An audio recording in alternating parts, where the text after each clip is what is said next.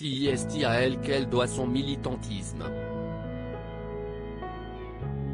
Tandis qu'elle publie son livre Que faire?, Jane Fonda était l'invitée de cet À vous lundi 3 mai, via un appel vidéo depuis chez elle. L'occasion pour la comédienne de revenir sur sa vie de militante, toujours très prolifique à 83 ans. Car si elle a commencé par militer contre la guerre au Vietnam et pour les droits des femmes, c'est contre le réchauffement climatique qu'elle s'insurge aujourd'hui, et ce avec le doux souvenir d'une certaine Simone Signoret.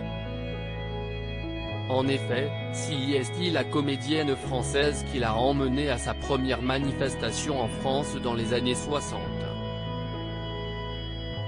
Oui, je ne l'oublierai jamais. C'était une manifestation contre la guerre du Vietnam, se souvient Jane Fonda, qui qualifie la comédienne de géniale, parce qu'elle n'a jamais fait de prosélytisme et lui a simplement présenté d'autres façons de penser. C'est alors qu'elle vivait en France et était mariée à Roger Vadim que la star américaine a fait la connaissance de Simone Signoret, qui est par la suite devenue une amie proche, avec qui elle aimait partager beaucoup de choses, notamment des petits plaisirs très français. Nous avons passé beaucoup d'heures à discuter en buvant du vin et en mangeant du fromage. Elle m'a aidé à comprendre ce qu'il se passait au Vietnam et pourquoi cette guerre n'avait pas lieu d'être, a-t-elle confié.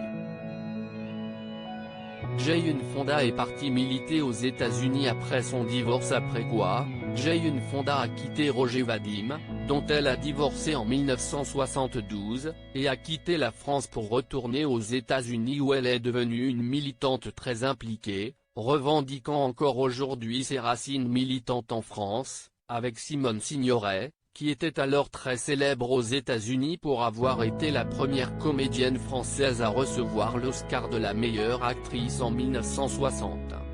Un beau souvenir pour Jane Fonda qui a toujours revendiqué son militantisme dans sa carrière, faisant valoir ainsi le fait de ne pas simplement être une belle actrice qui a crevé l'écran dans Barbarella, elle qui a par ailleurs refusé de jouer dans Bonnie and Clyde.